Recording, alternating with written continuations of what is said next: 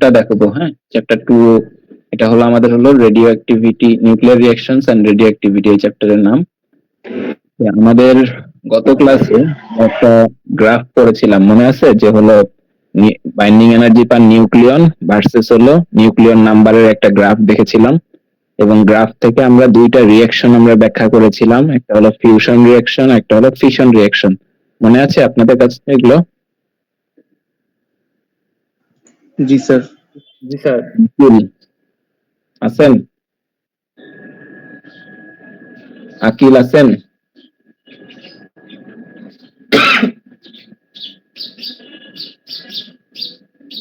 Attendance নেওয়ার জন্য ঢুকছিলেন শুধু? স্যার আছি স্যার, আছি মাইক অফ ছিল, বলতেছিলাম আছি কিন্তু মাইক অফ ছিল।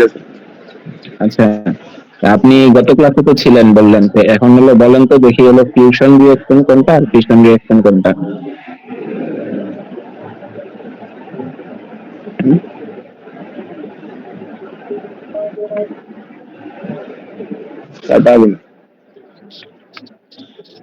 কে পারবেন?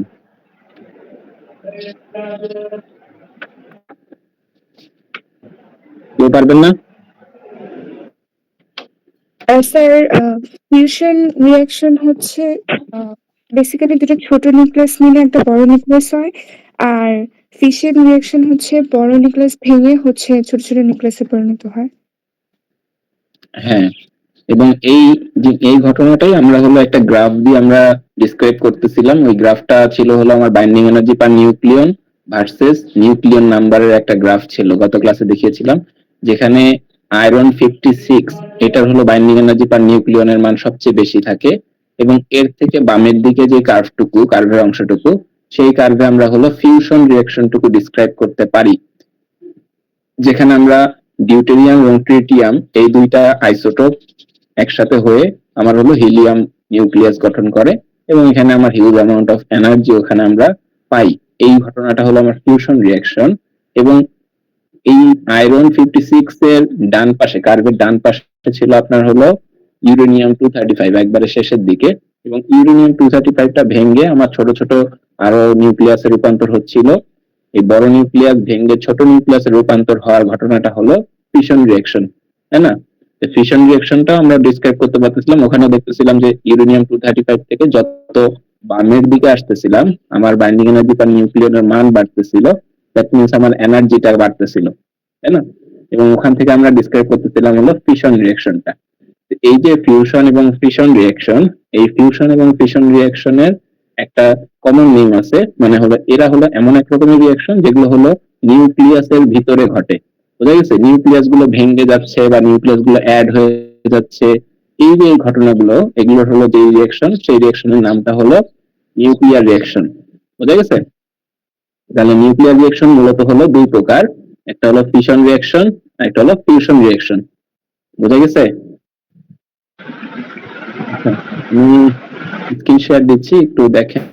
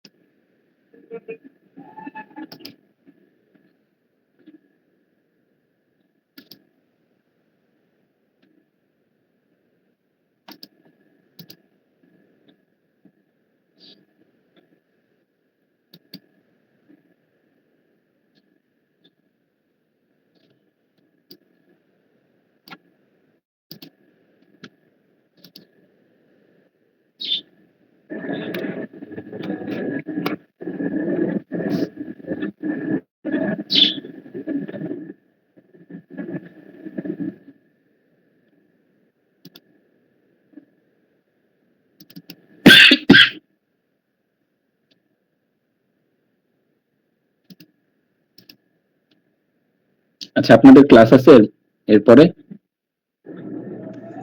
নো স্যার, আই সেকশন নাই। নাই স্যার। এই এই সেকশনের আপনাদেরও নাই? না। আচ্ছা, তাহলে একটু সময় নিয়ে পড়াই।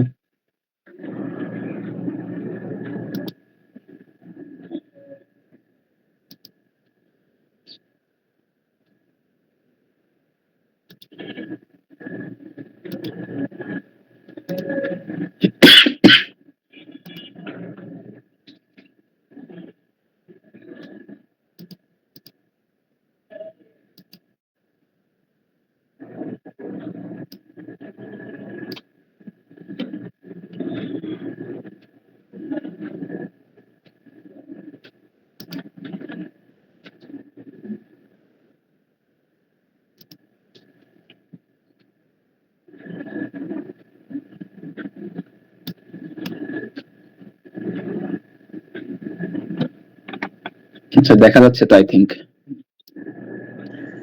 জি স্যার। আমি যে গ্রাফটার কথা বললাম সেই গ্রাফটা ছিল এটা, হ্যাঁ। তো এই গ্রাফের ভিতরে আমরা হলো বলছিলাম যে এই যে আয়রন 56 এর এই বাম পাশের অংশটুকু থেকে আমরা হলো ফিউশন রিঅ্যাকশনটুকু ডিসক্রাইব করতে পারি, এবং ডান পাশের অংশ থেকে আমরা হলো ফিশন রিঅ্যাকশনটুকু ব্যাখ্যা করতে পারি। তো এই যে ফিউশন এবং ফিশন রিঅ্যাকশন, এই রিঅ্যাকশন গুলোর কমন নেম বা এই রিঅ্যাকশন গুলো মূলত হলো নিউক্লিয়াসের ভিতরে ঘটে, তাই না? যেমন আমার হলো ইউরেনিয়াম 235 যে নিউক্লিয়াসটা আছে এটা ভেঙে যাচ্ছে, নিউক্লিয়াস ভেঙে যাচ্ছে কিন্তু। এবং হলো সেম ওয়েতে আমার হলো ডিউটেরিয়াম এবং ট্রিটিয়াম, এগুলো হলো হাইড্রোজেনের নিউক্লিয়াস, তাই না? এগুলো একসাথে হয়ে আমার হলো হিলিয়াম নিউক্লিয়াস গঠন করতেছে। দ্যাট মিনস নিউক্লিয়াসটা আমার হলো চেঞ্জ হয়ে যাচ্ছে। এই যে নিউক্লিয়াসের ভিতরে যে রিঅ্যাকশন, সেই রিঅ্যাকশন গুলোকে আমরা বলতেছিলাম হলো নিউক্লিয়ার রিঅ্যাকশন। এই নিউক্লিয়ার রিঅ্যাকশন হলো তাহলে দুই প্রকার। তাহলে দুই প্রকারের ভিতরে আমরা হলো একটা হলো নিউক্লিয়ার রিঅ্যাকশন বলতেছি দুই রকমের, একটা হলো ফিশন রিঅ্যাকশন, একটা হলো ফিউশন রিঅ্যাকশন। এই জিনিসগুলো আমরা গত ক্লাসেও দেখিয়েছি। তো এখানে আমাদের যে রিঅ্যাকশনের ক্ষেত্রে আমরা একটা দেখেছিলাম যে হলো ফিশন রিঅ্যাকশনের ক্ষেত্রে যখন ইউরেনিয়াম ভেঙে যায় ছোট ছোট পার্টিকেলে যখন রূপান্তর হচ্ছে, তখন এখানে সাথে কিন্তু আরো এখানে আমার এই যে একটা নিউট্রন এসে যখন ইউরেনিয়াম 235 কে হিট করতেছে, তখন হলো এই ইউরেনিয়াম 235টা ভেঙে বেরিয়াম, ক্রিপ্টন ছাড়াও আরো অনেক রকমের নিউক্লিয়াসে রূপান্তর হতে পারে। এবং সাথে সাথে তারা হলো তিনটা করে নিউট্রন বা দুইটা করে নিউট্রন, এভারেজ হলো 2.5 নিউট্রন হলো এখানে রিলিজ করে এভারেজে। তো এখানে তিনটা নিউট্রন যে রিলিজ করলো, সেই তিনটা নিউট্রন তো আরো ইউরেনিয়াম, এখানে অ্যাটম তো আছে, ইউরেনিয়াম নিউক্লিয়াস তো আরো আছে ওখানে। তাহলে ওই তিনটা নিউট্রন আবার অন্য তিনটা ইউরেনিয়াম 235 কে হিট করবে। এভাবে কন্টিনিউয়াসলি এই রিঅ্যাকশন গুলো চলতে থাকে দেখে এই রিঅ্যাকশন গুলোকে বলা হয় হলো চেইন রিঅ্যাকশন, তাই না? আপনারা হয়তো এই সম্পর্কে আইডিয়া রাখেন আই থিংক, তাই না? জি স্যার। আচ্ছা, তাহলে চেইন রিঅ্যাকশনটা কি? তো চেইন রিঅ্যাকশন হলো এরকম কন্টিনিউয়াসলি হলো ইউরেনিয়াম একটা অ্যাটমকে যদি আমি হলো নিউট্রন দিয়ে হিট করি, এবং এখান থেকে আমার আরো নিউট্রন রিলিজ হবে, এবং ওই নিউট্রন আরো ইউরেনিয়াম আরো রেডিওঅ্যাক্টিভ ম্যাটেরিয়ালকে হিট করবে, এবং কন্টিনিউয়াসলি এই প্রসেসটা চলতে থাকবে। তো এই কন্টিনিউয়াসলি চলতে থাকার কারণে এখানে আমার হলো যে রিঅ্যাকশনটা বলতেছি কন্টিনিউয়াসলি যেহেতু চলতেছে একটা আরেকটার সাথে ইন্টারলিঙ্ক, এই কারণে এই রিঅ্যাকশনটার নাম বলতেছি আমরা চেইন রিঅ্যাকশন। তো এই যে কন্টিনিউয়াসলি যে রিঅ্যাকশনটা চলতে আছে, এই রিঅ্যাকশনটা যদি আমি মানে কন্ট্রোল না করতে পারি, তাহলে আমার অনেক বড় ডিজাস্টার তৈরি হবে, যেগুলো আমাদের হলো পারমাণবিক বোমের ক্ষেত্রে হয়, তাই না? ওখানে ফুয়েল হিসেবে এরকম ইউরেনিয়াম বা হলো মনে করেন পোলোনিয়াম এইসব জাতীয় ম্যাটেরিয়াল গুলো ইউজ করা হয়। তো ওখানে এগুলো তো মনে করেন একটা যদি আমার এরকম ভেঙে যায়, তাহলে এরকম কন্টিনিউয়াসলি রিঅ্যাকশন গুলো চলতে থাকে, এবং এটা হলো আমার যখন রিঅ্যাকশন গুলো চলতে থাকে তখন হলো মনে করেন আয়নাইজিং রেডিয়েশন এখানে বের হয়, এবং এখানে এগুলো আমাদের মানব দেহের জন্য ক্ষতিকর। এই কারণে এইসব ম্যাটেরিয়াল গুলো যখন হলো মানব দেহের মানে সংস্পর্শে আসে, তখন কিন্তু আমাদের হলো বিভিন্ন রকমের ক্ষতি হয় আর কি। তো এই জিনিসগুলো যদি কন্ট্রোল করতে না পারি, তাহলে এখানে সমস্যা। সেই ওয়েতে আমাদের হলো আপনারা হয়তো অনেকেই দেখে থাকবেন একটা সিরিজ এইচবিও থেকে রিলিজ করেছিল যে হলো চেরনোবিল, দেখেছেন কে কে? Anyone? আর শুনছি, দেখি নাই। হ্যাঁ, মুনির। বলছি স্যার শুনছি চেরনোবিলের এটা বাট দেখি নাই। আচ্ছা, আপনারা যদি না দেখে থাকেন দেখতে পারেন। হ্যাঁ, ওয়েব সিরিজটা মানে ইনফরমেটিভ আর কি, ডকুমেন্টারি টাইপের সিরিজ, কাইন্ড অফ 6টা এপিসোড আর কি। তো এটা মূলত হলো আমার হলো ওই যে রাশিয়াতে বা সোভিয়েত ইউনিয়ন যখন ছিল তখন হলো আমার হলো এরকম পারমাণবিক যেগুলো চুল্লি আমাদের কিন্তু বাংলাদেশে একটা করেছে তাই না, পাবনাতে লুৎফুর পারমাণবিক বিদ্যুৎ কেন্দ্র, বললেন? চেরনোবিল। ও জি স্যার, দেখছি স্যার।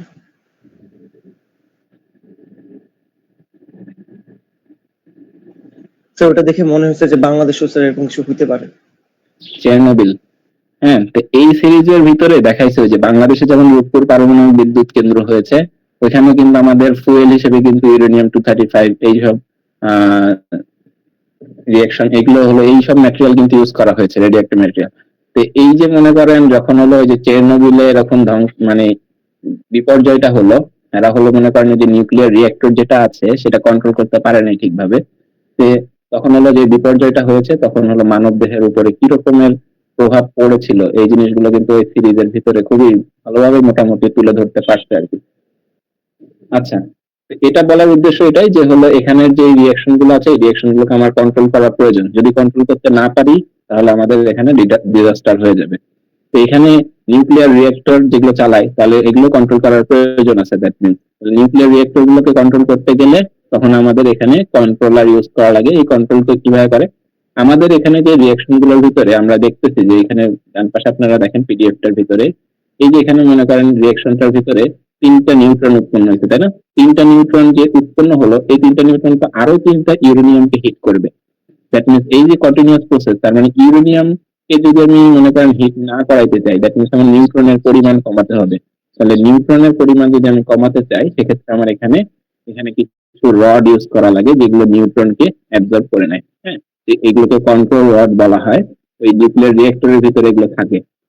এগুলো আমার হলো এই রড গুলোর কমা বাড়া করার মাধ্যমে বা হলো রড গুলোর মানে কিভাবে আমরা চালাবো তার উপর ডিপেন্ড করে আমাদের এখানে এই প্রসিডিউর গুলো কন্ট্রোল করা হয়। বুঝা গেছে?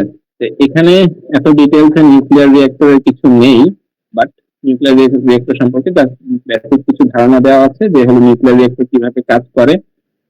এখানে মনে করেন ফুয়েল হিসেবে এরকম ইউরেনিয়াম ম্যাটেরিয়াল থাকে এবং হলো এটাকে আমার নিউট্রন দিয়ে হিট করার পরে এটা কন্টিনিউয়াসলি চেইন রিঅ্যাকশন চলতে থাকে।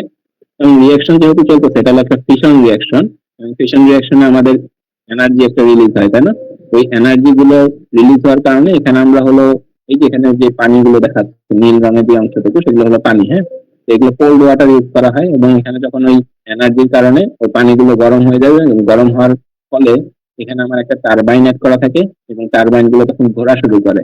এবং টারবাইন ঘোরার অর্থ হলো এখানে আমার হলো মেকানিক্যাল এনার্জি আমরা এখানে জেনারেট করতে পারতেছি। মেকানিক্যাল এনার্জি জেনারেট করার অর্থ হলো এখানে আমরা ইলেকট্রিক্যাল এনার্জি আমরা জেনারেট করতে পারবো। এখান থেকে আমার এইভাবে আমার হলো ইলেকট্রিক্যাল এনার্জিতে কনভার্ট করার পরে আমরা হলো এরকম কি বলে এই ইলেকট্রিসিটি যেটা জেনারেট হয় সেটা আমরা হলো বাসা বাড়িতে এখানে সাপ্লাই দিতে পারবো। মোটামুটি এটা হলো একেবারে বেসিক জিনিস। এখানে নিউক্লিয়ার রিঅ্যাক্টরের কিছু কথা বলা আছে। এখানে একটা কোর থাকবে এবং কোরের ভিতরে আমার হলো ওই ফুয়েল গুলো থাকবে যেটা আমার হিট জেনারেট করবে। তারপরে হলো কুলেন্ট, অবশ্যই কুলেন্ট থাকবে যেটা আমার হলো এখানে আমার ওই যে ঠান্ডা পানি দেওয়া থাকবে। আবার হলো আমার হলো এগুলোকে নিউট্রন গুলোকে কন্ট্রোল করার জন্য কন্ট্রোল রড ইউজ করা হয়। টারবাইন ওই যে ওটাকে ঘোরানোর জন্য, এনার্জিটাকে মেকানিক্যাল ফর্মে নিয়ে যাওয়ার জন্য। এবং এখানে কুলিং টাওয়ার, এগুলো মানে বেসিক কিছু কথাবার্তা আছে। এবং হলো এখানে যেই কি বলে নিউক্লিয়ার রিঅ্যাক্টরের চারপাশের অংশটুকু যেটা আমাদের হলো যে বাইরে যে অংশটুকু দেখা যায় এরকম একটা শেপের একটা অংশ দেখা যায় না, যে আমাদের রূপপুর পারমাণবিক বিদ্যুৎ কেন্দ্র কিন্তু এরকম একটা শেপের অংশ দেখা যায় সিমেন্টের, তাই না। এটা আমার হলো মূলত হলো যে রিঅ্যাকশন গুলো ভিতরে ঘটতেছে সেটা যেন পরিবেশের মধ্যে না ছড়ায় পড়ে। ইনকেস হ্যাঁ, যতটুকু সম্ভব এটাকে আমার সেভ করার জন্য বাইরের অংশটুকু অনেক পুরু অংশ দিয়ে আমার হলো সিমেন্টের ঢালাই দেওয়া হয়। হ্যাঁ, এখানে সিমেন্টের ঢালাই শুধু থাকে এমন না, বিভিন্ন মেটালের ঢালাই ওখানে থাকে। হ্যাঁ, লেড টেড এগুলো। আচ্ছা, এগুলো মোটামুটি এই ছিল প্রথমের অংশটুকু। এরপরে যে অংশটুকু চ্যাপ্টারের স্যার আমাদের কি এরকম আসতে পারে যে নিউক্লিয়ার রিঅ্যাক্টর কিভাবে কাজ করে? এখানে যেহেতু ডিটেলস নাই এটা আসার সম্ভাবনা কম। হ্যাঁ, ওকে বাট এখানে বেসিক কিছু কথা আছে, 4-5টা পয়েন্ট আছে, এতটুকু জানলেই হবে আপাতত। হ্যাঁ, আচ্ছা, জি তাহলে আপনাদের যদি ইন্টারেস্ট থাকে আপনারা নিজেরা দেখে নিতে পারেন। হ্যাঁ, তো এরপরে যে চ্যাপ্টারের পরের পার্টটুকু আমরা এখানে চ্যাপ্টারটার নাম দিয়েছিলাম nuclear reactions and radio activity.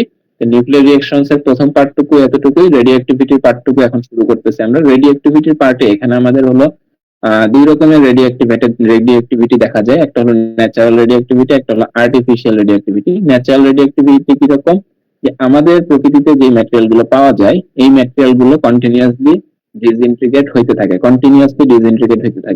মানে এগুলো কন্টিনিউয়াসলি ক্ষয় হতে থাকে, এরকম কিছু ম্যাটেরিয়াল আছে। যেমন ইউরেনিয়ামের কথা একটা বললাম, এছাড়াও কোবাল্ট আছে, থোরিয়াম আছে, বিভিন্ন রকমের ম্যাটেরিয়াল আছে। এই ম্যাটেরিয়াল গুলো কন্টিনিউয়াসলি যখন ডিসইন্টিগ্রেট হইতে থাকে, এই ডিসইন্টিগ্রেট না ক্ষয় হতে থাকে, তখন এর সাথে এখানে কিছু রকমের পার্টিকেলও এখানে রিলিজ হয়, যেগুলো হলো আলফা পার্টিকেল বলি আমরা, বিটা পার্টিকেল বলি এবং গামা রে বলি।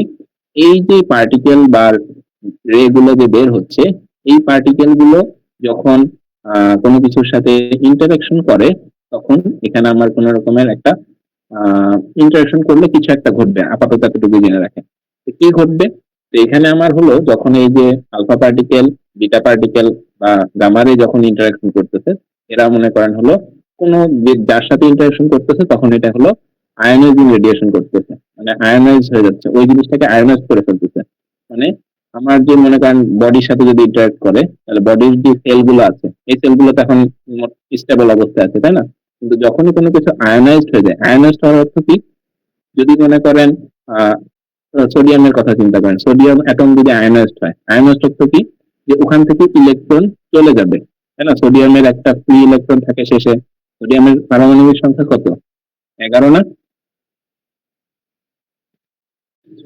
সোডিয়ামের পারমাণবিক সংখ্যা কত, 11 না? তাহলে এটা হলো ইলেকট্রন বিন্যাস হয় এদের 2 8 1, শেষে একটা ফ্রি ইলেকট্রন থাকে, তাই না? এই ফ্রি ইলেকট্রনটা যখন মানে সরে যায়, তখন এটা সোডিয়াম কি হয়ে যায়, সোডিয়াম প্লাস, তাই না? মানে এই যে সোডিয়াম প্লাস, এটা তখন হলো সোডিয়ামের আয়ন আমরা বলি, তাই না? তাহলে সোডিয়াম এই অ্যাটমটা তখন হলো আয়োনাইজড হয়ে গেছে, তাই না?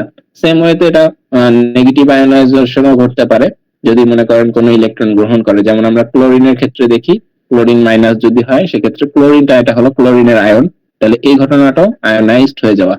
তো এইরকম যে স্টেবল অবস্থায় কিন্তু ক্লোরিন মাইনাসের কিন্তু ইলেকট্রন কয়টা থাকবে তখন, 16টা। সোডিয়াম প্লাসের ইলেকট্রন থাকবে কয়টা, 10টা, তাই না? এই যে একটা ইলেকট্রন যদি চলে যায় তাহলে থাকতেছে কয়টা, একটা, 10টা। দ্যাট মিনস স্টেবল অবস্থায় যে 11টা ছিল, যখন আয়োনাইজড হয়ে যাচ্ছে তখন তার ইলেকট্রন হয়ে যাচ্ছে কম, তাই না? তার মানে স্টেবল অবস্থায় আর থাকতেছে না, আয়োনাইজড অবস্থায় থাকলে তখন আর স্টেবল অবস্থায় থাকতেছে না। তাহলে স্টেবল অবস্থায় যদি না থাকে, তখন আমাদের এখানে বডির সেলের কথা আমি যদি চিন্তা করি, সেলগুলো এখন যে অবস্থায় আছে, স্টেবল অবস্থায় যদি না থাকে, তাহলে ওখানে আমার কি বিভিন্ন রকমের সমস্যা তৈরি হবে। তাহলে একটা আয়োনাইজেশন হয়ে গেলে আমার হলো বাকিগুলোর উপরে ইফেক্ট করবে এভাবে কন্টিনিউয়াসলি। এই যে মনে করেন এই যেই ম্যাটেরিয়াল গুলো এরকম বিভিন্ন রকমের পার্টিকেল ইমিট করে, আলফা পার্টিকেল, বিটা পার্টিকেল বা গামা রে, এরকম পার্টিকেল বা রে ইমিট করে, এই পার্টিকেল গুলোর নাম হলো, এই ম্যাটেরিয়াল গুলোর নাম বলতেছি আমরা রেডিও অ্যাক্টিভ ম্যাটেরিয়াল। এই যে alpha particle, beta particle, gamma ray, এই জিনিসগুলো কি এটা একটু দেখেন।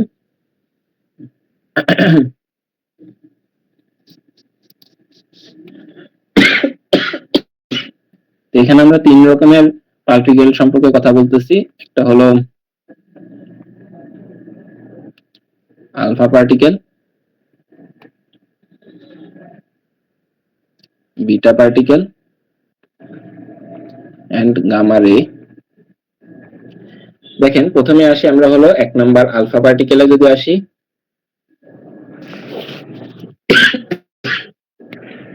আলফা পার্টিকেলে যদি আসি 1 নাম্বার,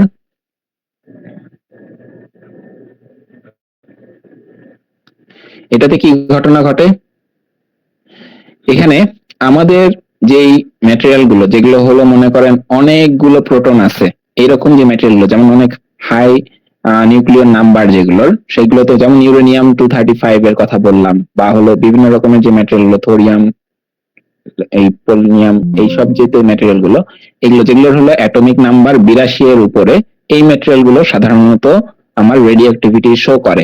মানে এই ম্যাটেরিয়াল গুলোর আমার হলো কি ঘটে মূলত এখানে যে প্রোটন নাম্বার যখন 82 উপরে থাকে, মানে জেড ইকুয়াল টু যদি আমার 82, জেড বলতে কি বোঝায় আপনারা তো গত ক্লাসে দেখিয়েছিলাম, এটা হলো ম্যাটেরিয়ালের জেড এ।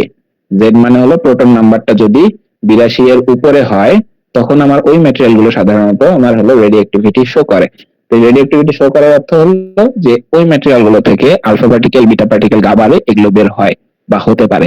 হ্যাঁ, তো এখানে আমার যখন 82 উপরে হয় তখন এখানে আমার হলো নিউট্রন এবং প্রোটনের মধ্যে ইমব্যালেন্সড একটা অবস্থা তৈরি হয়। তো নিউট্রন এবং প্রোটনের মধ্যে ইমব্যালেন্সড অবস্থাটা কিরকম, যে হলো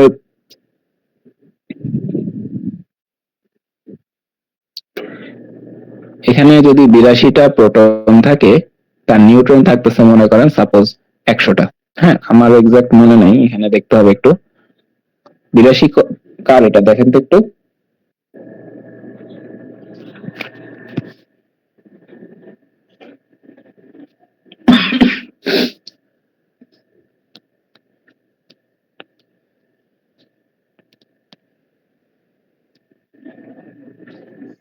স্যার ব্যারিয়াম। আচ্ছা, lead এর।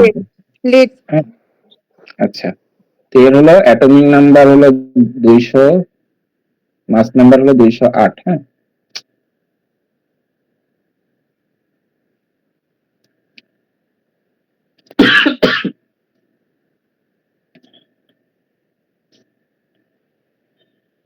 দুইশো ছয় থেকে 208 আছে। হ্যাঁ, যে হোয়াট এভার, তো এটার মধ্যে এই ডিফারেন্স কত রে, মানে 18 6 24 124, তাই না, বা এরকম কিছু একটা। তো এখানে দেখেন প্রোটন নাম্বার 82, নিউট্রন নাম্বার হলো 124। এবং আমরা দেখি যে আমরা হলো যখন হলো আমরা অক্সিজেনের ক্ষেত্রে যদি চিন্তা করি বা ছোট অ্যাটম গুলো যেগুলো হলো অক্সিজেনের কত 8টা প্রোটন থাকে এবং 8টা নিউট্রন থাকে। ক্যালসিয়ামের ক্ষেত্রে যদি চিন্তা করি 20 40 এরকম, তাই না, 20টা প্রোটন থাকে 20টা নিউট্রন থাকে। এই যে এই টাইপের ম্যাটেরিয়াল গুলো এগুলো অনেক স্টেবল, এগুলোতে আমার হলো নিউট্রন প্রোটন যখন ব্যালেন্সড অবস্থায় থাকে, নিউক্লিয়নের মানে নিউক্লিয়ন গুলো যখন এরকম ব্যালেন্সড অবস্থায় থাকে তখন তাদের মধ্যে মনে করেন হলো খুবই স্টেবল অবস্থায় থাকে তারা।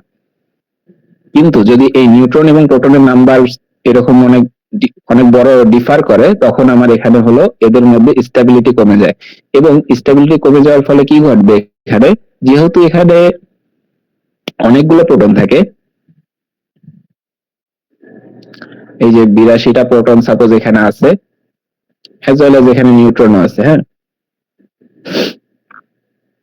তো আমরা গত ক্লাসে দেখেছিলাম নিউক্লিয়ার ফোর্সটা আমার কতটুকুর মধ্যে কাজ করে, গত ক্লাসে বলেছিলাম। স্যার 2.5 ফার্মির মধ্যে।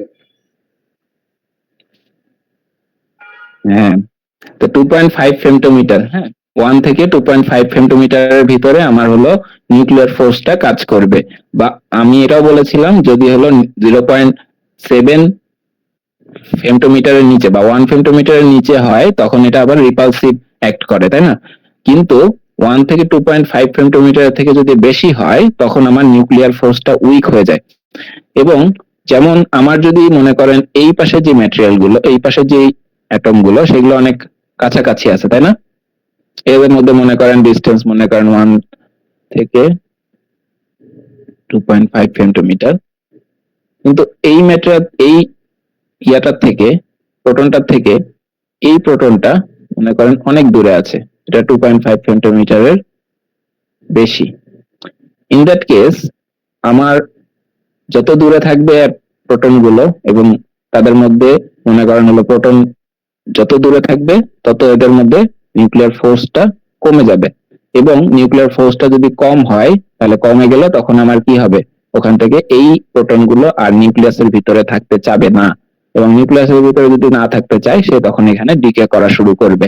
এবং ডিকে করলে তখনই এখানে আমার হলো alpha particle, beta particle, gamma ray ইত্যাদি ইত্যাদি বের হয়। তো নিউক্লিয়াস থেকে তখন হলো এই আলফা পার্টিকেলটা বের হয়ে যাবে।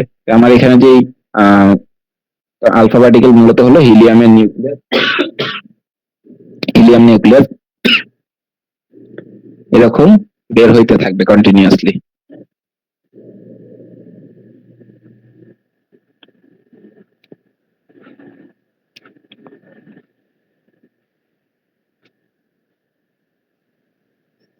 বোঝা গেছে?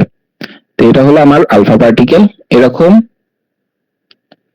অ্যাটম গুলো যদি প্রোটন নাম্বার এরকম 82 বা তার অধিক হয় তখন এরকম ঘটনাগুলো দেখা যায়। আচ্ছা, সেম ওয়েতে এখন হলো বিটা পার্টিকেলটা কিরকম ভাবে ইমিট করবে, তাহলে আমরা একটু বিটা পার্টিকেলের দিকে যাই।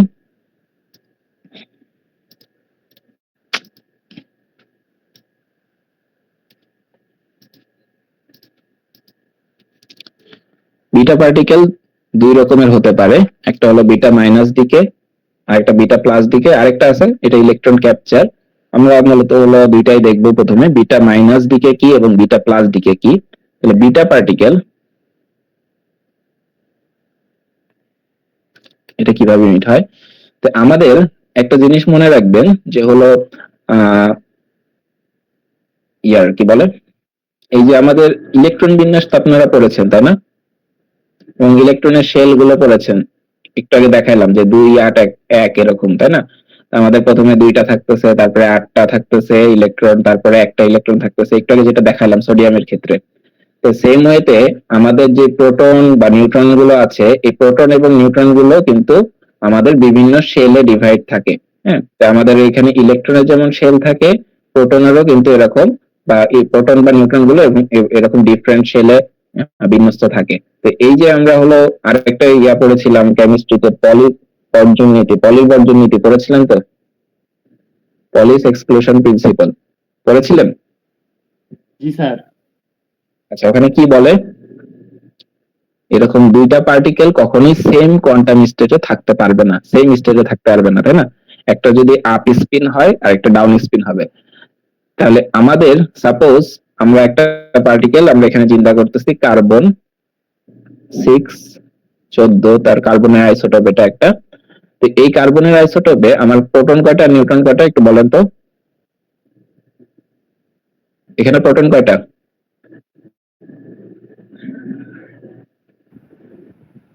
আপনারা কি আছেন নাকি ঘুমাচ্ছেন? স্যার প্রোটন 6টা, হ্যাঁ, আর নিউট্রন? নিউট্রন হচ্ছে 8টা। নিউট্রন আছে 8টা। 8টা। এখন এই প্রোটন 6টা এবং নিউট্রন 8টা যখন এই অবস্থায় আছে, তারা মনে করেন হলো এই প্রোটন গুলো, সরি, এই নিউট্রন যে 8টা আছে, এই নিউট্রন 8টার জায়গায় সে নিউট্রন একটা কনভার্ট হয়ে যদি প্রোটন হয়ে যায়, that means neutron can be converted into proton. এবং নিউট্রন যদি প্রোটনে কনভার্ট হয়ে যায়, এখানে দেখেন তো চার্জ, যদি আমি কনজারভেশন কথা চিন্তা করি, চার্জ কনজারভেশন, কনজারভেশন মানে কি, আগে যা ছিল পরেও তা থাকবে, তাই না? তাহলে আমি চার্জের কথা চিন্তা করতেছি, নিউট্রনের চার্জ কি, নিউট্রনের চার্জ কত? নিউট্রনের চার্জ, নিউট্রনের চার্জ নাই তাই না, চার্জহীন। তাহলে এটা চার্জলেস, নিউট্রন চার্জলেস, কিন্তু প্রোটন কি পজিটিভ চার্জ, তাই না? আচ্ছা, প্রোটন পজিটিভ চার্জ। তাহলে এদিকে তো বাম পাশে তো হলো চার্জ কত, শূন্য, ডান পাশে একটা পজিটিভ চার্জ আছে। তাহলে ডান পাশে যদি আমি শূন্য করতে চাই একটা পজিটিভ, তাহলে আরেকটা কি নিয়ে আসতে হবে, নেগেটিভ চার্জের কোন একটা পার্টিকেল থাকতে হবে, তাই না? নেগেটিভ চার্জের পার্টিকেল হলো ইলেকট্রন, তাই না? বুঝছেন? আচ্ছা, যখন এইরকম মনে করেন হলো যেগুলো হলো আনস্টেবল অবস্থায় যে আইসোটোপ গুলো আছে, কার্বন 14 তো কখনো স্টেবল আইসোটোপ না, তাই না? কার্বনের স্টেবল আইসোটোপ কোনটা, কার্বন 12, তাই না? কিন্তু কার্বন 14টা তো আনস্টেবল একটা আইসোটোপ কার্বনের। তো এই যে আনস্টেবল অবস্থায় যখন সে থাকতেছে, সে তখন মনে করেন কন্টিনিউয়াসলি এখানে নিউট্রন প্রোটনে কনভার্ট হতে পারে বা প্রোটন নিউট্রনে কনভার্ট হতে পারে। তো নিউট্রন যদি প্রোটনে কনভার্ট হয়, তখন আমার তার সাথে একটা ইলেকট্রনও ইমিট করতেছে, এবং ইলেকট্রন ইমিট করার সাথে সাথে আমরা এখানে চার্জ কনজারভেশন যদি আমি চিন্তা করি, তাহলে চার্জ কনজারভেশন এখানে টোটালি ওয়ার্ক করতেছে। কিন্তু এখানে আরো কিছু কনজারভেশন আমরা যদি চিন্তা করি, যেমন হলো মোমেন্টাম কনজারভেশন, এনার্জি কনজারভেশন, এগুলো যদি চিন্তা করি, তখন এই ইকুয়েশনটা টোটালি কারেক্ট না। এই টোটালি কারেক্ট করার জন্য এখানে আরো একটা পার্টিকেলের কথা চিন্তা করা হয়, যে পার্টিকেলটার নাম হলো নিউট্রিনো, অ্যান্টি নিউট্রিনো। এখানে ইলেকট্রন যদি থাকে, এখানে আমার অ্যান্টি নিউট্রিনো ইউজ করা হবে। তাহলে আমার এন হলো কি, নিউট্রন, পি দিয়ে ডিসক্রাইব করতেছি আমরা প্রোটনকে, ই মানে হলো ইলেকট্রন, আর নিউ এর উপর একটা বার আছে, এটা নিউ এর নিচে ই দেওয়ার অর্থ হলো ইলেকট্রন নিউট্রিনো। এরকম বিভিন্ন রকমের নিউট্রিনো আছে, ইলেকট্রন নিউট্রিনো আছে, নিয়ন নিউট্রিনো আছে, হ্যাঁ, পাই নিউট্রিনো আছে, এরকম বিভিন্ন নিউট্রিনো আছে। তা আমাদের এখানে ইলেকট্রন যেহেতু ইমিট করতেছে এবং হলো এখানে আমাদের যে নিউট্রিনোটা ইমিট করতেছে এটা হলো ইলেকট্রন অ্যান্টি নিউট্রিনো। উপরে এই যে বার দেওয়ার অর্থ হলো অ্যান্টি, আর নিউ মানে হলো নিউট্রিনো প্রকাশ করা হয়, তাহলে এটার নাম হলো ইলেকট্রন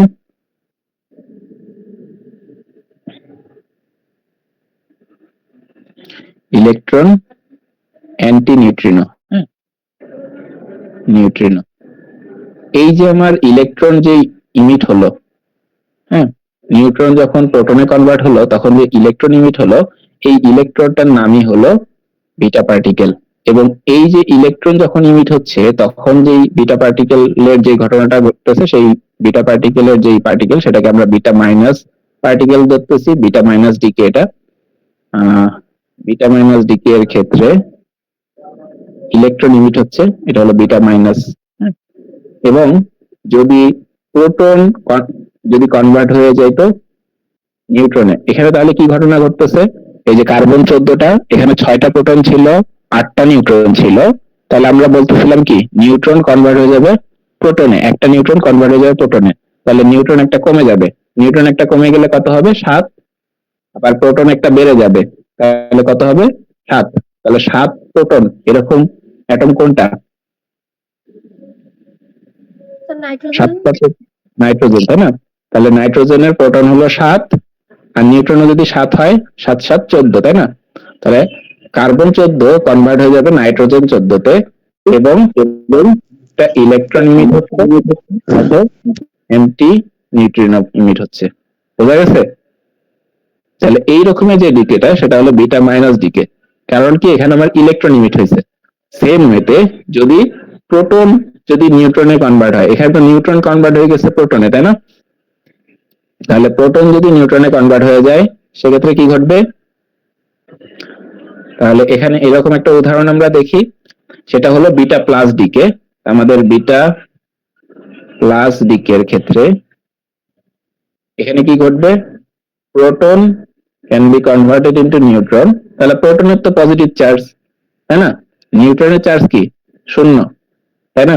তাহলে আমার হলো বাম পাশে পজিটিভ কিন্তু ডান পাশে 0, দ্যাট মিনস ডান পাশে তো আমার 0 পজিটিভ করতে হবে, তাই না? তাহলে পজিটিভ করতে গেলে এখানে ইলেকট্রনের অপোজিট যে পার্টিকেল পজিট্রন সেটা এখানে আসবে। বোঝা গেছে? এবং এর আগে যেমন অ্যান্টি নিউট্রিনো আসছিল, এখানে উৎপন্ন হবে হলো শুধু নিউট্রিনো। বোঝা গেছে? তাহলে আমরা এরকম একটা উদাহরণ দেখি, যে যদি একটা সোডিয়ামের একটা আইসোটোপ আমরা চিন্তা করতেছি, সোডিয়াম 11 আর 23 থাকে, তাই না? সোডিয়ামের এখানে আইসোটোপ মনে করেন 22, তাহলে এখানে আমার প্রোটন কয়টা? 11টা। নিউট্রন কয়টা? 11টা, তাই না? জি স্যার। আচ্ছা, তাহলে আমরা এখানে বলতেছি প্রোটন কি কনভার্ট হয়ে যাবে নিউট্রনে, তাহলে প্রোটন আছে 11টা, তাহলে একটা কমে যাবে, ওটা এখানে নিউট্রনে হয়ে যাবে, তাহলে প্রোটনের একটা কমে গেলে কত হয়ে যাবে? 10, তাই না? 10 প্রোটন এরকম অ্যাটম কোনটা? নিয়ন। নিয়ন। তাহলে নিয়ন হবে, এবং নিউট্রন একটা বেড়ে যাবে, তাহলে নিউট্রন একটা যদি বেড়ে যায় তাহলে তার নিউট্রন হয়ে যাবে 12টা, তাহলে 10 আর 12 যোগ করলে এটা হবে কত? 22। স্যার নিউট্রনের সোডিয়ামের ভর আইসোটোপ। সংখ্যা 23 হবে না? হ্যাঁ, সোডিয়ামের ভর সংখ্যা তো এটা 23। সোডিয়ামের আইসোটোপ একটা। আইসোটোপ ইউজ করতেছে এই কারণে, কারণ আইসোটোপ ছাড়া যেগুলো মনে করেন হলো যেগুলো নর্মাল স্টেটে থাকে সোডিয়াম 23, ওটা তো কোনো এক্সাইটেড অবস্থায় থাকে না, আনস্টেবল অবস্থায় থাকে না। যেগুলো আইসোটোপ এরকম মনে করেন স্টেবল অবস্থায় নাই, সেই অ্যাটম গুলোই তো আবার ডিকে হইতে থাকবে, তাই না? স্টেবল যদি থাকে তাহলে তার ডিকে হবে না। বুঝেন নাই? জি স্যার। আচ্ছা, তাহলে এর সাথে আমার কি কি উৎপন্ন হচ্ছে? পজিট্রন এবং নিউট্রিনো। তাহলে এই যে মনে করেন পজিট্রন যে ইমিট হচ্ছে এটা একটা বিটা পার্টিকেল, কিন্তু এটা হলো বিটা প্লাস পার্টিকেল। বোঝা গেছে? তাহলে বিটা পার্টিকেলের এরকম দুই রকমের বিটা পার্টিকেল, বিটা মাইনাস এবং বিটা প্লাস আছে। এবং বিটা পার্টিকেলের আরো একটা উদাহরণ হলো ইলেকট্রন ক্যাপচার, সেটা জেনে রাখেন আপাতত। এটা হলো আমরা একটু আগে বিটা মাইনাস যে পার্টিকেলটা দেখেছিলাম বা একটু আগে যেটা দেখলাম এখনই, proton can be converted into neutron, এবং এখানে আমার হলো ইলেকট্রন উৎপন্ন হচ্ছে এবং নিউট্রিন উৎপন্ন হচ্ছে। এই জিনিসটা একটু অন্যভাবে চিন্তা করেন। আমার যদি একটা প্রোটন থাকেই, আমার একটা প্রোটন তো আমার নিউক্লিয়াসের ভিতরে প্রোটন আছেই, এখানে এসে যদি কোন ইলেকট্রন আমার হিট করে, তাহলে ইলেকট্রন যদি হিট করে তাহলে এখানে আমার একটা নিউট্রন উৎপন্ন হবে এবং এখানে একটা নিউট্রিনও উৎপন্ন হবে। বুঝা গেছে? এটার একটা উদাহরণ হলো, আমার যদি মনে করেন দেই বেরিলিয়াম, এটা কত 4, 7, এখানে যদি আমার একটা ইলেকট্রন হিট করে তাহলে আমার proton can be converted into neutron. That means proton এখানে আমার 4টা আছে, তাহলে প্রোটন একটা কমে যাবে, তাহলে প্রোটন একটা কমে গেলে কত হবে 3, তাহলে 3 হলো, এটা হলো অ্যাটমটা হলো লিথিয়াম, লিথিয়ামের 3, এবং এখানে এই প্রোটনটা কনভার্ট হয়ে যাবে কি নিউট্রনে। তাহলে এখানে আমার নিউট্রন আছে কয়টা? 3টা, তাই না? 4 আর 3 7, তাহলে 3টা নিউট্রন আছে, এখন হয়ে যাবে কয়টা? 4টা নিউট্রন হয়ে যাবে। তাহলে 4টা নিউট্রন হয়ে গেলে 3 আর 4 এখানে হয়ে যাবে 7। বুঝা গেছে? এই ঘটনাটা ইলেকট্রন ক্যাপচার। বুঝা গেছে? নিউক্লিয়াস অনেক সময় ইলেকট্রনকে এরকম করে ক্যাপচার করে ফেললে তখন হলো এরকম ঘটনাটাও ঘটে, ইলেকট্রন ক্যাপচার। এখানেও যে বিটা পার্টিকেল যেটা আসতেছে সেটা হলো যে ইলেকট্রন যেটা ক্যাপচার করতেছে নিউক্লিয়াস, সেক্ষেত্রে হলো এই ঘটনাটাও একটা বিটা পার্টিকেলের, বিটা ডিকের একটা বা ঘটনা একটা। তো এখানে আমাদের আরেকটা ঘটনা স্যার বাকি এখানে থাকে। ই মাইনাস, হ্যাঁ বিটা পার্টিকেল কি ই মাইনাস যেটা, সেটা বিটা পার্টিকেল। হ্যাঁ, এখানে মাইনাসটা বিটা পার্টিকেল। ওকে আচ্ছা, ইলেকট্রন ক্যাপচার। এরপরে যে ঘটনা আমার হলো গামা ডিকে, তাই না? তাহলে গামা ডিকেটা কি একটু দেখেন।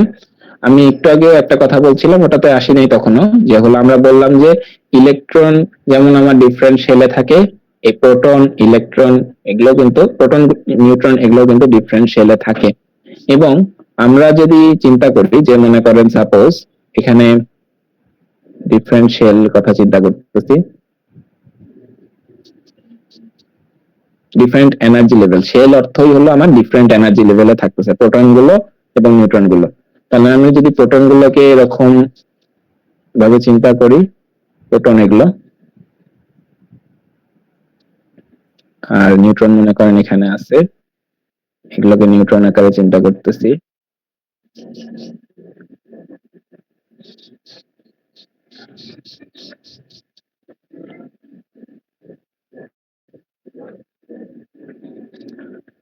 আচ্ছা, আপনারা তো ইলেকট্রন বিন্যাসের ক্ষেত্রে কি রকম করেছিলেন? সাপোজ এই যে সোডিয়াম একটা পজিটিভ চার্জ, মানে নিউক্লিয়াসটা মাঝখানে থাকবে এবং তার চারপাশে ইলেকট্রন গুলো থাকে, এরকম না?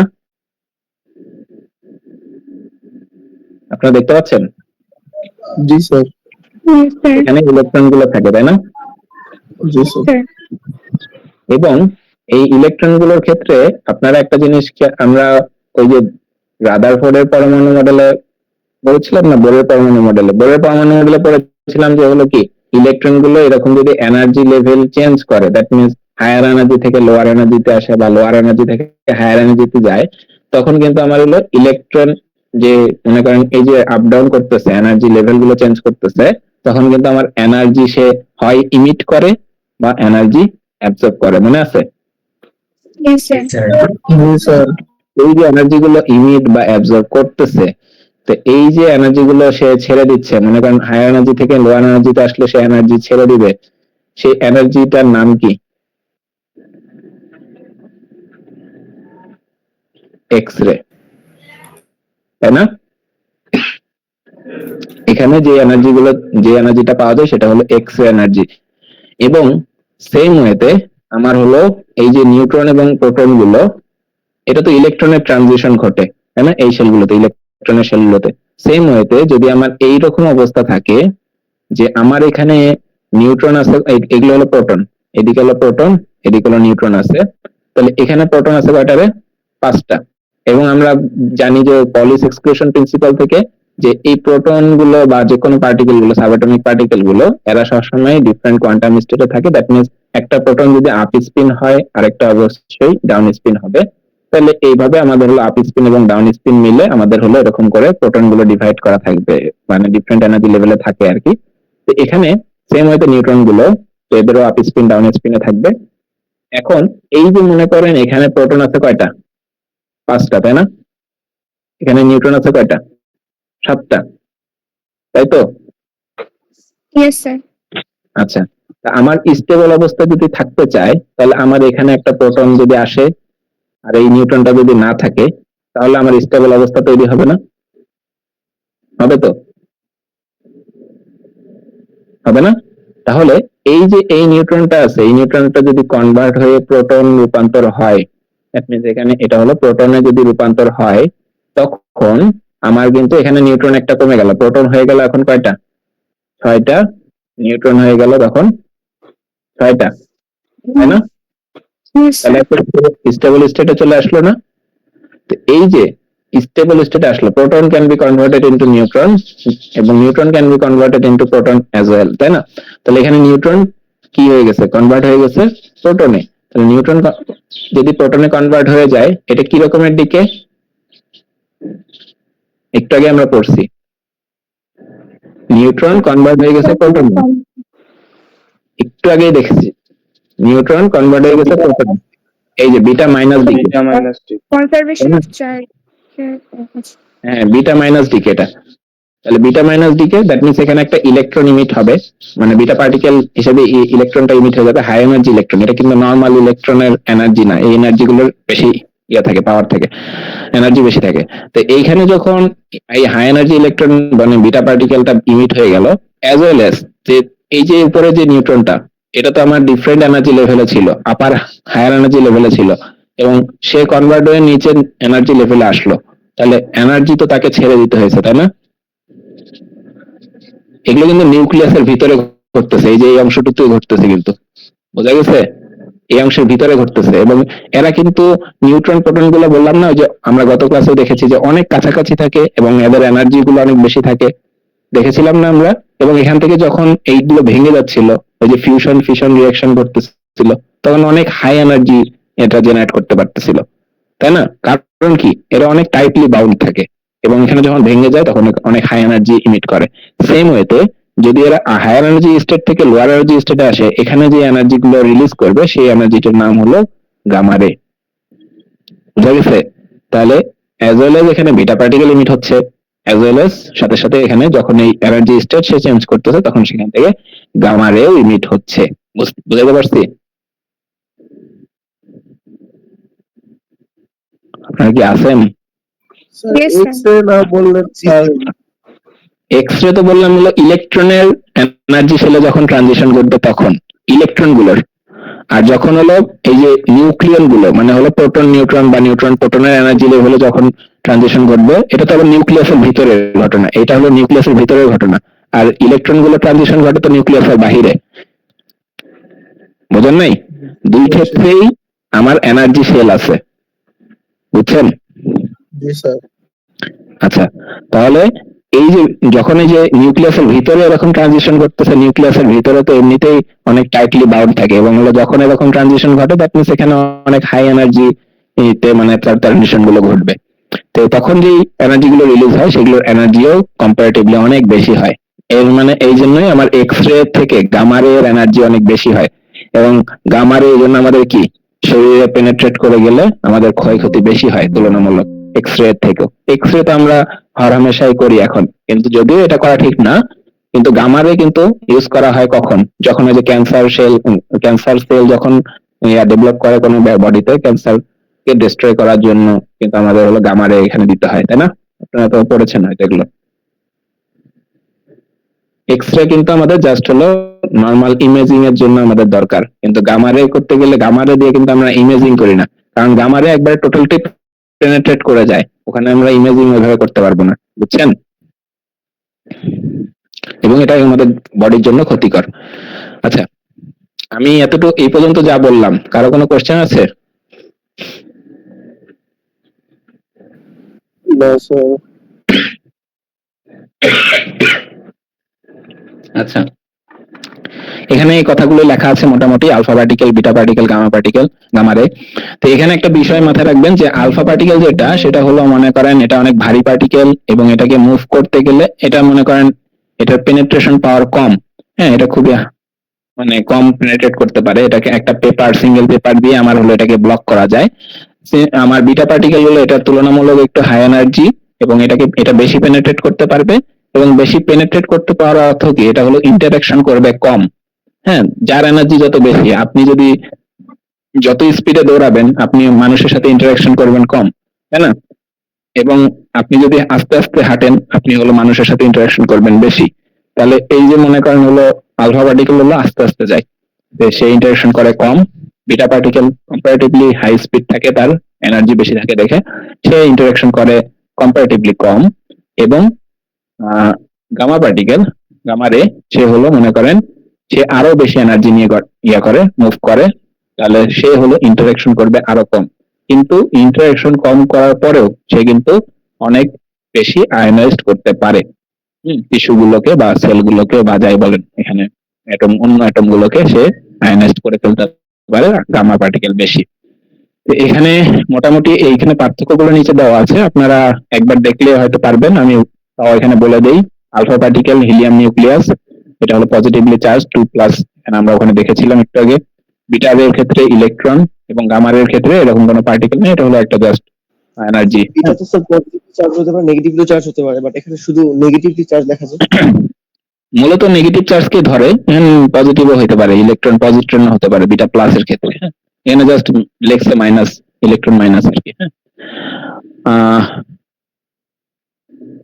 এরপরে যেটা এর মাস দেওয়া আছে, এরপরে হলো এখানে আর কি এটা কতটুকু 10 সেন্টিমিটার এয়ারে এটা অটোমেটিক হয়ে যায় আলফা পার্টিকেলটা, এটা হলো কয়েক মিটার পর্যন্ত যেতে পারে, এটা হলো সেভারাল কিলোমিটার পর্যন্ত যেতে পারে।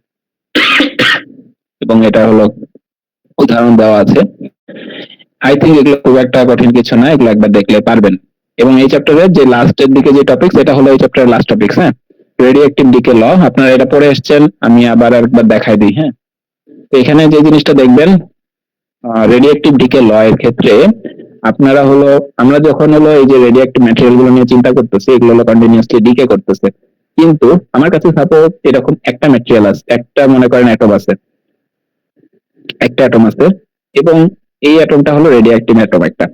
তো আমি এটা বলতে পারবো না যে হলো মনে করেন এই 5 বছর পরে এ কি ডিকে করবে কিনা, 5 বছর পরে কি থাকবে না থাকবে না, এটা আমি একবারে ডিটারমিনিস্টিক ওয়েতে বলতে পারবো না। বাট আমার কাছে যদি এরকম এই অ্যাটম গুলোরই মনে করেন 1000 অ্যাটম আছে, এখন বুঝা গেছে, 1000 অ্যাটম আছে, তাহলে 1000 অ্যাটম আছে, তখন আমি দেখতে পাচ্ছি যে হলো 5 বছর পরে সাপোজ এখানে মনে করেন অ্যাটম হয়ে গেছে এখন 200টা, অ্যাটম হয়ে গেছে এখন 200টা, বুঝা গেছে? তাহলে আগে ছিল 1000, এখন হয়ে গেছে 200। তাহলে এখান থেকে আমরা ধারণা করতে পারি যে, বা একটা মানে প্রবাবিলিটি বের করতে পারি যে যদি 1000টা অ্যাটম থাকে তাহলে এখানে 200টা অ্যাটম আমরা থাকবে, দ্যাট মিন্স 800টা অ্যাটম চলে যাবে, মানে ডিকে হবে। কিন্তু আমি একটা অ্যাটম যদি থাকে, এই একটা অ্যাটমই যে ডিকে হবে এটা আমি কখনোই ডিটারমিনিস্টিক ওয়েতে বলতে পারি না।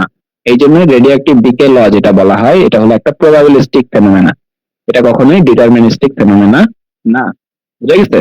তাহলে রেডিওঅ্যাক্টিভ ডিকে ল এটা একটা প্রবাবিলিস্টিক ফেনোমেনা, এখানে হয়তো লেখা আছে, হ্যাঁ, one can however calculate precisely the probability that any one nucleus will decay within a given time interval, বুঝা গেছে? একটা নির্দিষ্ট সময় পরে আমার ওই নিউক্লিয়াসটার মানে কি পরিমাণ অ্যাটম আমার ডিকে হবে, এটা আমরা প্রবাবিলিটি আকারে বলতে পারি, কিন্তু আমি এটা ডিটারমিনিস্টিক ওয়েতে বলতে পারি না যে এখানে এতগুলোই চলে যাবে, মানে ওই একবারে অ্যাকুরেটলি আমরা বলতে পারি না। হ্যাঁ, এই অ্যাটমটাই ডিকে হয়ে গেছে। এখানে যেমন 1000টা অ্যাটম আছে, 1000টা নিউট্রনের ভিতরে সাপোজ একটা অ্যাটম আমি কনসিডার করতেছি, এটা আমার থাকতেছে, কিন্তু আরো একটা অ্যাটম নিলাম, সেটা আবার দেখতেছি নাই। আমি অ্যাকুরেটলি বলতে পারতেছি না যে একটা অ্যাটম পাবো, এবার চিন্তা করলে তখন আমি ডিটারমিনিস্টিক ওয়েতে বলতে পারি না, বাট আমরা একটা প্রবাবিলিটি বের করতে পারি যে 1000টা অ্যাটম থাকলে 200টা থাকবে, এরকম ভাবে বলতে পারি। তো এখানে একটা জিনিস দেখেন, এখানে যদি অ্যাটম আরো বেশি হয়, যদি আমি 10,000 হয়, তাহলে এখানে যদি অ্যাটম আরো বেশি হয় তাহলে আর ডিকের পরিমাণও আরো বেশি হবে, তাই না? বুঝা যাচ্ছে?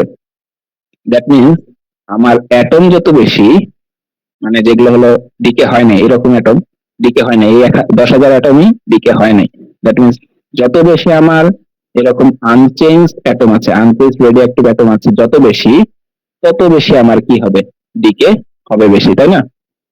বুঝাতে পারছি আমি? এই দুটো কি পরস্পর প্রপোর্শনাল? হ্যাঁ, অবভিয়াসলি প্রপোর্শনাল। দ্যাট মিনস আমার যত বেশি আনচেঞ্জড রেডিওঅ্যাক্টিভ ডিকে থাকবে, রেডিওঅ্যাক্টিভ অ্যাটম থাকবে, তত বেশি আমার হলো কি ডিকেটা হবে, ডিকের হারটা তত বেশি হবে। এই জন্যই এখানে আমার হলো ডিএন বাই ডিটি। এন বলতে এখানে হলো number of unchanged radioactive atom. হ্যাঁ, আনচেঞ্জড, কিন্তু এটা কিন্তু হলো রেডিওঅ্যাক্টিভিটি, মানে এটা ঘটে নাই এখনো, মানে এটা ডিকে হয় নাই এখনো, কিন্তু মনে করেন এটা আনচেঞ্জড অবস্থায় আছে। এরকম অ্যাটম গুলো যত বেশি হবে তত বেশি আমাদের হলো ডিকে রেটটাও বেশি হবে। তাহলে ডিএন বাই ডিটি এই জন্যই লেখা হয় হলো মানে হার, মানে ওই চেঞ্জ হওয়ার হার, এটা আমার হলো is proportional to number of unchanged কি রেডিওঅ্যাক্টিভ অ্যাটম। এবং এখানে কিন্তু অ্যাটম গুলো ডিকে হচ্ছে কন্টিনিউয়াসলি, এই কারণে আমি এটা মাইনাস একটা সাইন ইউজ করা হয়। এবং এটাকে যদি আমি প্রপোর্শনালি কনস্ট্যান্ট উঠাই দেই, সেক্ষেত্রে আমার dN by dt equal to হয় হলো একটা প্রপোর্শনালি কনস্ট্যান্ট ল্যামডা, এখানে মাইনাসটা তো থাকবেই, মাইনাস ল্যামডা এন, এবং বারবার চেঞ্জ করা ঝামেলা। আচ্ছা, তাহলে ডিএন বাই ডিটি, এখানে আমরা যদি এখানে এন এর পার্ট গুলোকে একপাশে নিয়ে আসি, আমি পিডিএফ এ যেভাবে আছে সেভাবে করাচ্ছি না, আমি একটু ডিফারেন্ট ওয়েতে ক্যালকুলেশনটা করব, এটা ইজি কম্পারেটিভলি আপনারা দেখেন। তাহলে ডিএন বাই এন এদিকে হলো minus lambda dt. DN by d মানে হলো অনেক ক্ষুদ্র অংশ, আমরা এটাকে বলেছিলাম। আমরা যদি টোটাল অংশটুকু কথা চিন্তা করতে চাই, আমাদের অবভিয়াসলি ইন্টিগ্রেশন করতে হবে।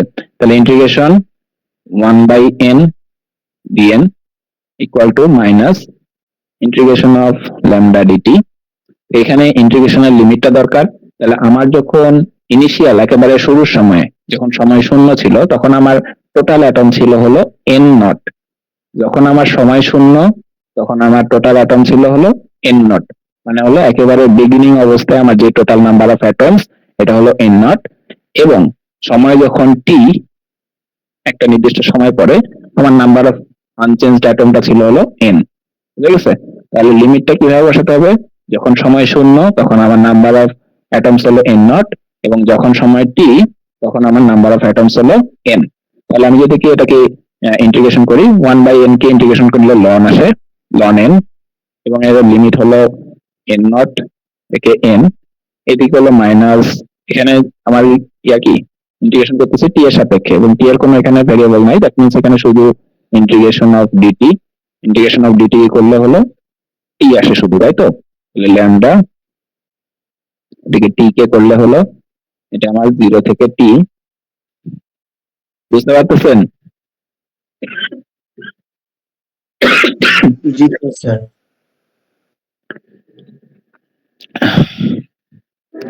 আচ্ছা, এখানে যদি আমি লিমিটটা বসাই দেই, ln N minus ln N not, এখানে হলো মাইনাস ল্যামডা, এখানে টি মাইনাস 0, তাহলে এটাকে আমার হলো লন যদি এরকম মাইনাস আকারে থাকে, আমরা লিখতে পারি ln N by N not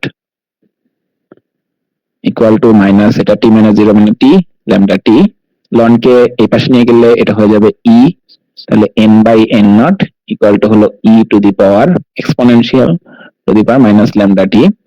তাহলে এন কে ওদিকে নিয়ে গেলে, এন নট টাকে ওদিকে নিয়ে যাই, এন ইকুয়াল টু লেখা যায় n not e to the power minus lambda t. বুঝা গেছে? তাহলে n not e to the power minus lambda t, এই পার্টটুকু হলো আমার এই ইকুয়েশনটাই আমরা এখানে সলভ করার চেষ্টা করেছি, যেটা হলো রেডিওঅ্যাক্টিভ ডিকে ল এর এখানে ফাইনাল একটা ইকুয়েশন, যে এন হলো এখানে হলো নাম্বার অফ আনচেঞ্জড অ্যাটম, এবং হলো এন নটটা হলো number of atoms at the beginning, আর হলো ই তো এক্সপোনেনশিয়াল, ল্যামডা হলো ডিকে কনস্ট্যান্ট, টি হলো টাইম, যে টাইমটা লেগেছে আর কি। মোটামুটি এখানের এই ইন্টিগ্রেশনের যে এই ইকুয়েশন যেটা সলভ করলাম, সেই ইকুয়েশনটা ইম্পর্টেন্ট এখানে। হ্যাঁ, এখানে যে ইন্টিগ্রেশনের যে এই ইকুয়েশন যেটা, এই ইকুয়েশনের ডেরিভেশনটা কি ইম্পর্টেন্ট। হ্যাঁ,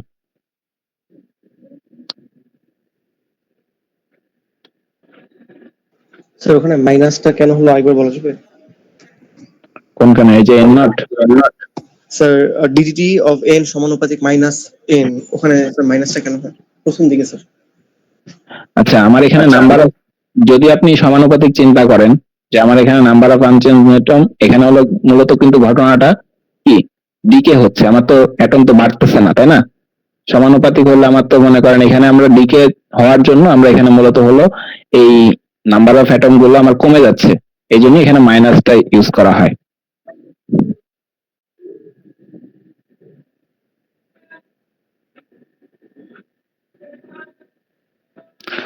বুঝছেন? আমাদের যে নাম্বার অফ অ্যাটম এটা তো কন্টিনিউয়াসলি হলো কমতেছে, ডিকে হচ্ছে, এবং ডিকে হওয়ার জন্য এখানে একটা মাইনাস সাইন ইউজ করতেছি আমরা। Okay sir.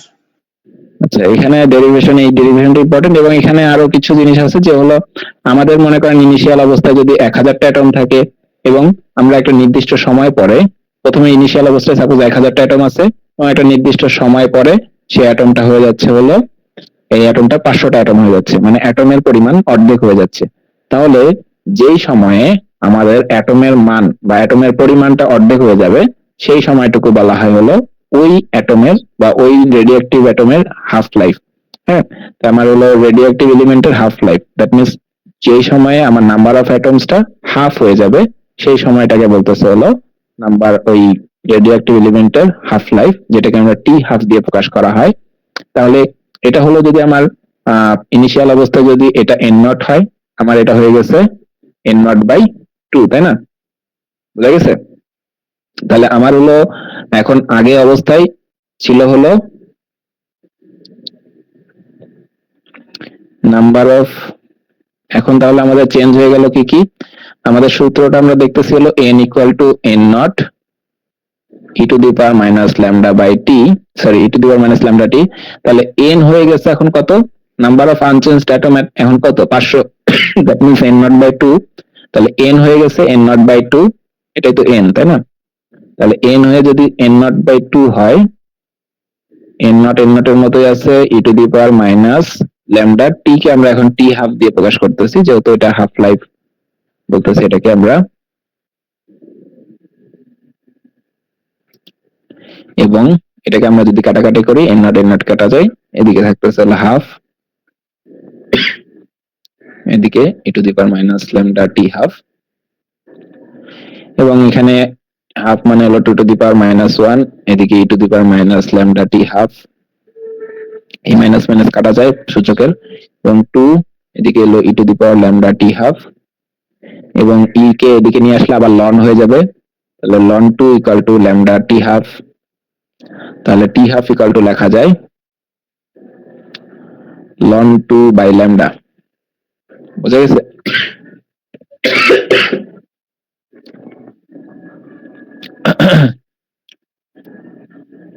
বুঝছেন? এই ইকুয়েশনটা ইম্পর্টেন্ট, আপনার হলো একই সাথে কিন্তু ওই ডেরিভেশনের সাথে কোনো হাফ লাইফ বের করতে গেলে আমি জাস্ট ল্যামডার মানটা বসাই দিলেই হয়ে যাবে এখানে। হ্যাঁ, লন 2 এর মান তো constant 0.693 by lambda,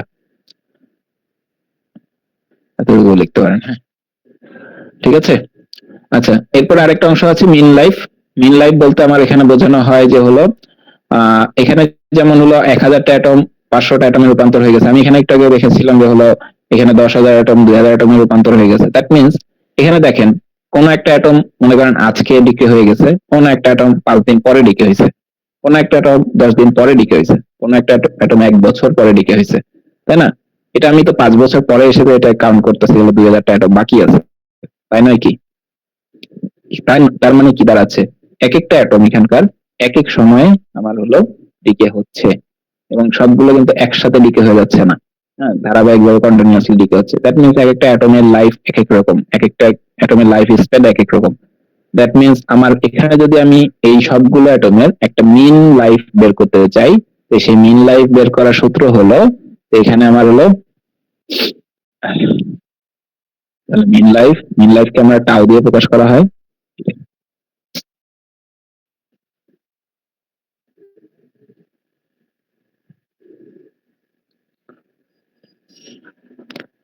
tau mean life, এটা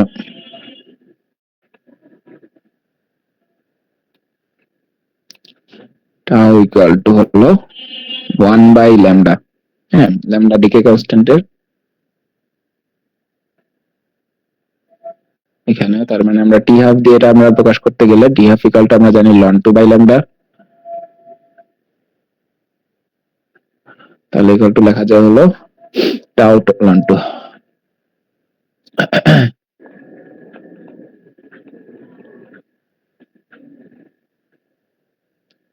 সরি,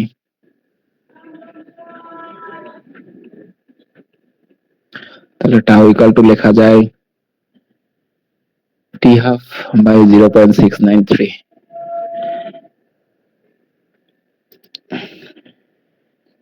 বোঝা গেছে?